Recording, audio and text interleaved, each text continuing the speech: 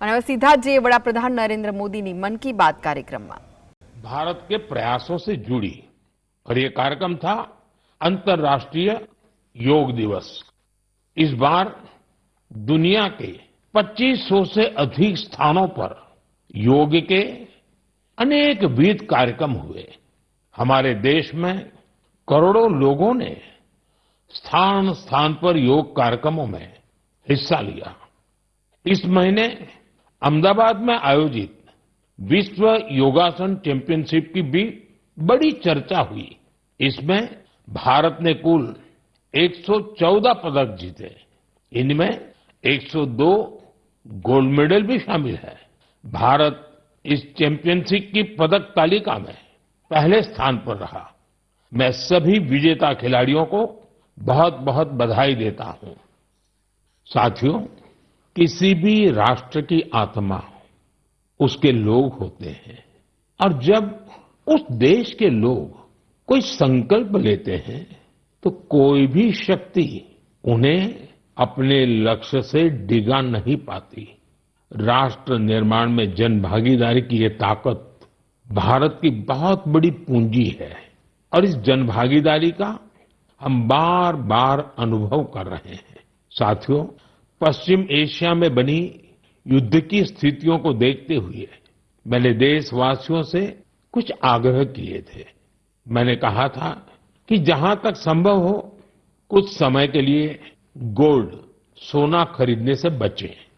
लोगों से कहा था कि विदेश में छुट्टियां मनाने से बचें। मैंने लोगों से कार पुलिंग को भी बढ़ावा देने की अपील की थी। मैंने किसानों से केमिकल मुक्त खेती के लिए, खेत बचाने के लिए और प्राकृतिक खाद का ज्यादा से ज्यादा इस्तेमाल का आग्रह किया था।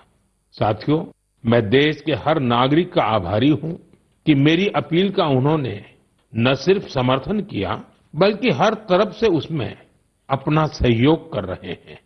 मुझे कई परिवारों ने संदेश भेजकर अपने अनुभव साझा किए हैं। कितने ही परिवारों ने तय किया है कि घर के विवाह में इस बार सोना नहीं खरीदेंगे। जरूरत पड़ी तो पुराने सोने को रिसाइकल करके नए गहने बना लेंगे। कितने ही लोगों ने सोशल मीडिया पर यह भी लिखा है कि कैसे उन्होंने इस बार विदेश यात्रा को टाल दिया है। साथियों, कार पुलिंग को लेकर भी लोगों ने अनेक अनुभव साझा किए हैं। जो लोग हर दिन एक ही दिशा में अपने अपने वाहनों से जाते थे वे अब साथ जाने लगे हैं। लोग हर संभव बस और मेट्रो का उपयोग कर रहे हैं। इससे पेट्रोल और डीजल की बचत हो रही है। इसी तरह देश के अलग अलग हिस्सों में प्राकृतिक खाद की खपत बढ़ने की भी खबरें आ रही हैं। साथियों, मुझे इस बात की खुशी है कि इस ग्लोबल क्राइसिस का हम भारतीय मिलकर मुकाबला कर रहे हैं। मुझे विश्वास है जन भागीदारी की यही शक्ति हमें मजबूती देगी, हमें सफल बनाएगी। मेरे प्यारे देशवासियों, हमारे देश में जन्मदिन, शादी ब्याह, पारिवारिक कार्यक्रम होने के साथ ही पूरे समाज का भी उत्सव होता है। हर परिवार चाहता है कि उसकी खुशियां दूसरे के साथ भी साझा हो। लोग मेहमानों को उपहार भी देते हैं। साथियों, महाराष्ट्र के नांदेड़ में एक परिवार ने अपनी खुशियां बांटने के लिए ऐसा काम किया है जो चर्चा का विषय बन गया है। यहां नांदेड़ के बहादुरपुरा गांव में पेटकर परिवार रहता है। इस परिवार ने सोचा कि अगर खुशी बांटनी ही है तो ऐसी चीज दी जाए जो मुश्किल समय में किसी परिवार का सहारा बने। अपने घर में विवाह के अवसर पर इस परिवार ने गांव के लगभग 3,500 लोगों के लिए दुर्घटना बीमा की व्यवस्था की। हर व्यक्ति को 1 लाख रुपए का बीमा कवर दिया गया। इस पहल के पीछे की भावना बहुत स्पर्श करने वाली है। परिवार ने देखा था कि दुर्घटना के बाद परिवारों को आर्थिक कठिनाइयों का सामना करना पड़ता है। ऐसे समय में एक छोटी सी सहायता भी बहुत बड़ा संबल बन जाती है। साथियों, सरकार देश के करोड़ों परिवारों तक सुरक्षा का कवच पहुंचा रही है। प्रधानमंत्री सुरक्षा बीमा योजना के तहत केवल 20 रुपए के सालाना प्रीमियम यानी केवल 1 साल के 20 रुपये का प्रीमियम, उस पर 2 लाख रुपए तक का दुर्घटना बीमा मिलता है। अब तक इस योजना से 58 करोड़ से अधिक लोग जुड़ चुके हैं। इनमें करीब 28 करोड़ हमारी माताएं, बहनें, बेटियां हैं, महिलाएं हैं। इस योजना से पीड़ित परिवारों को अब तक जो हिसाब मिला है 3,700 करोड़ रुपए से अधिक की सहायता मिल चुकी है। साथियों, उसी प्रकार से प्रधानमंत्री जीवन ज्योति बीमा योजना भी उतनी ही अहम है। ये योजना व्यक्ति की दुखद मृत्यु होने पर उसके परिवार को 2 लाख रुपए का बीमा कवर देती है। इसका वार्षिक प्रीमियम सिर्फ 436 रुपये है, मतलब एक दिन का मुश्किल से 1.5 रुपया। इस योजना से अब तक 27 करोड़ से अधिक लोग जुड़े हैं। इसके तहत देश के करीब 11 लाख परिवारों को करीब 22,000 करोड़ रुपए की सहायता मिल चुकी है। ये आंकड़े बहुत बड़े हैं। इन आंकड़ों के पीछे लाखों परिवारों की अपनी अपनी कहानी है। कहीं किसी माँ को बच्चों की पढ़ाई जारी रखने में सहायता मिल गई, कहीं किसी पत्नी को घर की जिम्मेदारियां संभालने का सहारा मिल गया। साथियों, कई बार बहुत बड़ी सुरक्षा की शुरुआत बहुत छोटी राशि और एक छोटे से कदम से हो सकती है। छोटा सा भी निर्णय बहुत बड़ा बदलाव करता है। मेरा आप सभी से आग्रह है कि अपने परिवार में इन योजनाओं की जानकारी जरूर साझा करें। मेरे प्यारे देशवासियों, मन की बात में अब बात एक ऐसे विषय की जो हजारों साल पुराना है, हजारों साल से मानव समाज में घर कर करके बैठ गया है। ये विषय है अंधविश्वास का। अंधविश्वास कई बार केवल एक गलत धारणा नहीं होता, वो डर पैदा करता है। और जब डर मन पर हावी हो जाता है तो इंसान सच को देखना ही बंद कर देता है। अंधविश्वास में डूबे लोग फिर बिना तर्क के, बिना सत्य जाने ऐसे फैसले लेने लगते हैं जिनका बड़ा नुकसान होता है। वहीं समाज में ऐसे लोग भी होते हैं जो विज्ञान, अनुभव और तर्क के आधार पर उन धारणाओं को चुनौती देते हैं। अंधविश्वास से विश्वास तक की ये यात्रा आसान नहीं होती। और आज मैं ऐसी ही एक सफल यात्रा के बारे में आपको जरूर बताना चाहता हूं। साथियों, असम में एक पक्षी पाया जाता है। उस पक्षी का नाम है हरगिला। हरगिला एक दुर्लभ पक्षी है। ये प्रकृति को स्वच्छ रखने में अहम भूमिका निभाता है, लेकिन असम के कुछ इलाकों में लंबे समय तक इसे अशुभ माना जाता था। लोग इसे अपने आसपास देखना पसंद नहीं करते थे। कई बार उन पेड़ों को भी काट दिया जाता था जिन पर हरगिला के घोंसले बने होते थे। सोचिए, एक ऐसा पक्षी जो पर्यावरण की सफाई में मदद करता है, वही हरगिला लोगों के डर का शिकार बन गया था। इसी दौरान जीव वैज्ञानिक पूर्णिमा देवी बर्मन ने ये सब देखा। उन्होंने लोगों के मन में बैठी गलत धारणा को बदलने का संकल्प लिया। उन्होंने महिलाओं से बात की, उन्होंने लोगों को विज्ञान के आधार पर समझाया। धीरे धीरे महिलाएं इस अभियान से जुड़ने लगी।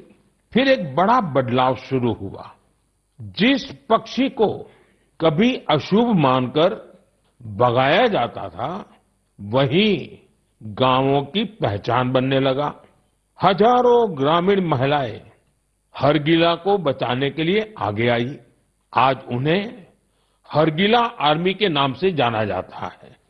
इन महिलाओं ने समाज के साथ संघर्ष भी किया, समाज को समझाने के लिए दिन रात काम किया और अंधविश्वास को पीछे छोड़ करके रहे। उन्होंने दिखाया है, जब सही जानकारी पहुंचाई जाती है तो वर्षों पुरानी सोच भी बदल सकती है। साथियों, मैं अक्सर कहता हूं, जो खेलता है वो खिलता है। आज देश में ऐसे युवाओं की संख्या बहुत तेजी से बढ़ रही है, जो खेल भी रहे हैं और खिल भी रहे हैं। पहले की तुलना में अब कहीं अधिक युवा खेलों को कैरियर के रूप में अपना रहे हैं। मुझे नागालैंड के दो ऐसे प्रयासों के बारे में जानकारी मिली है जो बहुत दिलचस्प है।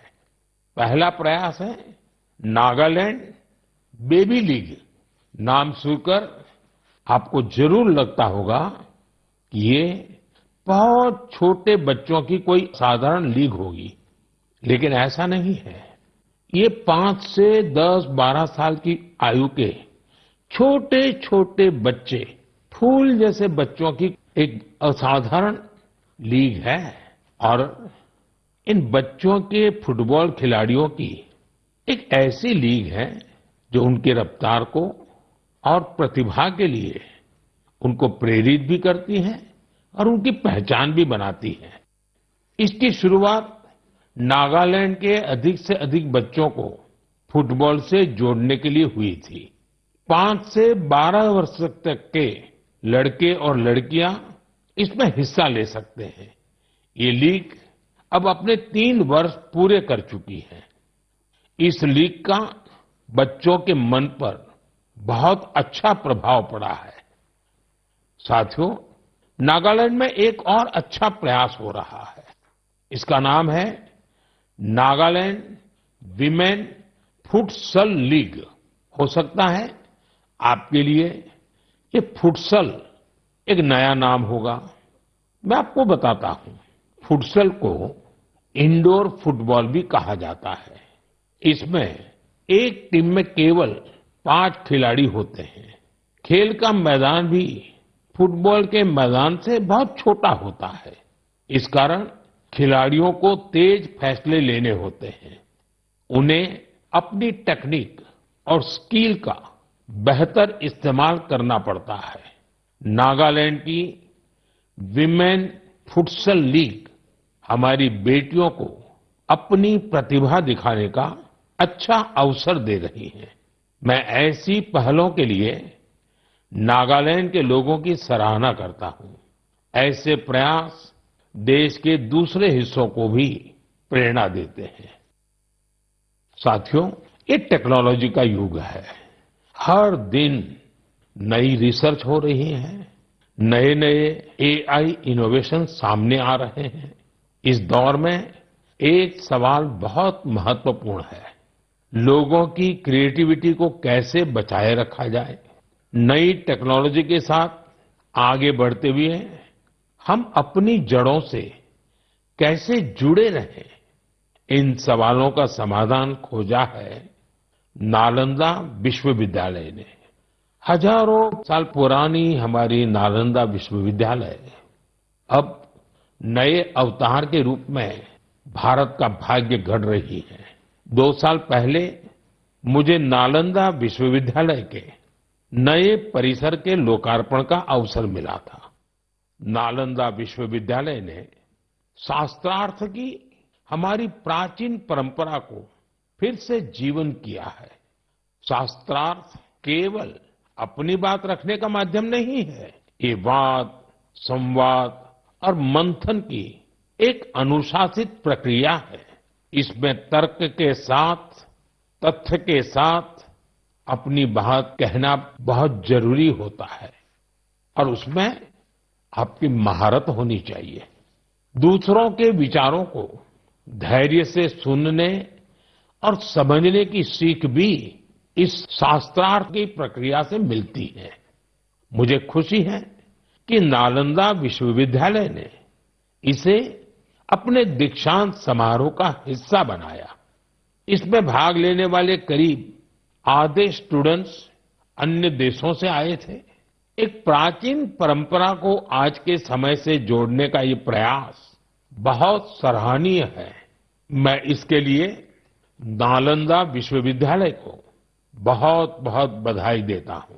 मैं देश के दूसरे विश्वविद्यालयों से भी आग्रह करूंगा कि वे ऐसी पहल पर विचार करें।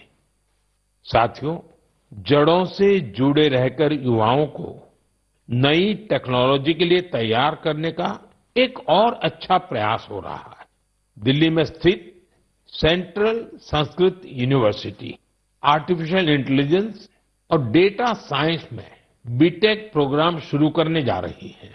ये आधुनिक टेक्नोलॉजी को भारत के पारंपरिक ज्ञान से जोड़ने की दिशा में एक महत्वपूर्ण कदम है।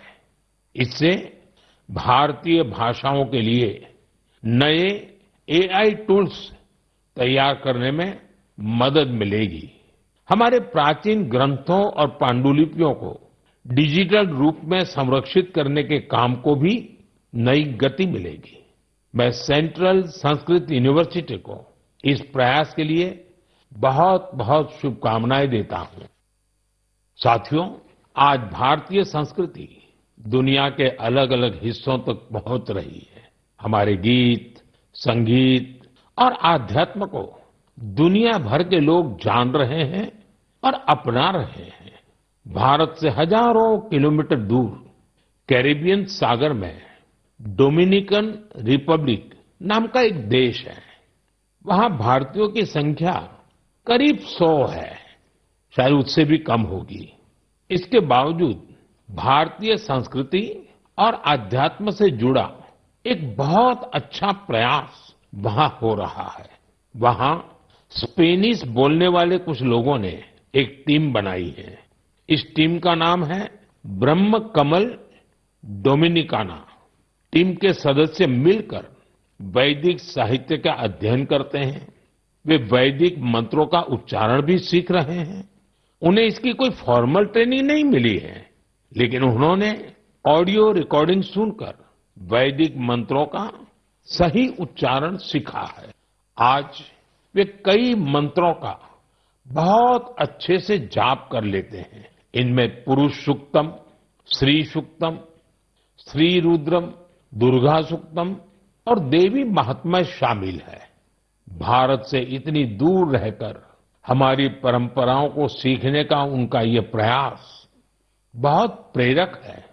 मैं ब्रह्म कमल डोमिनिकाना वहां के सभी सदस्यों को उनके प्रयासों के लिए शुभकामनाएं देता हूं। मैं ऐसे सभी लोगों की हृदय से सराहना करता हूं जो भारतीय संस्कृति को दुनिया भर में लोकप्रिय बनाने के लिए निरंतर प्रयास कर रहे हैं। मेरे प्यारे देशवासियों, मेघालय की पहचान बादलों से है, खूबसूरत नजारों से है। जो मेघालय जाता है उसे वहां के लोगों का अपनापन भी लंबे समय तक याद रहता है। लेकिन मेघालय की एक और विशेषता है जिसकी मैं आज मन की बात में आपसे चर्चा करना चाहता हूं। ये है मेघालय के रूट ब्रिज। रास्ता वाला रूट नहीं, जड़ों वाला रूट। इन रूट ब्रिजों की कहानी बहुत रोचक है। ये ब्रिज कुछ दिनों या कुछ वर्षों में नहीं बनते। इन्हें तैयार होने में कई दशक लगते हैं। रबर के पेड़ों की जड़ों को धीरे धीरे दिशा दी जाती है। इन जड़ों को जल धाराओं के पार ले जाया जाता है। समय के साथ वही जड़ें एक मजबूत ब्रिज का रूप ले लेती हैं। इन ब्रिजों की एक और विशेषता है, ये जीवित ब्रिज है। समय बीतने के साथ ये और मजबूत हो जाते हैं। इनमें मेघालय के लोगों की सृजनशीलता दिखाई देती है। इनके पीछे वर्षों का धैर्य और प्रकृति के प्रति गहरा सम्मान है। ये ब्रिज बताते हैं कि मनुष्य प्रकृति के साथ मिलकर कितनी अद्भुत चीजें बना सकता है। ये हमारे देश की इस धरती की धरोहर है। अब भारत ने मेघालय के रूट ब्रिजों को UNESCO world heritage site network में शामिल कराने के लिए आवेदन किया है। साथियों, क्लाइमेट चेंज के कारण इन रूट ब्रिजों के सामने कई चुनौतियां भी आती हैं। ऐसे समय में मेघालय के लोगों ने इस प्राकृतिक धरोहर के संरक्षण की जिम्मेदारी भी बखूबी निभाई है। पहले ये पता लगाना भी आसान नहीं था कि ऐसे ब्रिजों की संख्या कितनी है। स्थानीय लोगों ने खुद इनकी गिनती शुरू की। इसके बाद समुदायों ने इन ब्रिजों की देखभाल की जिम्मेदारी भी संभाली। आज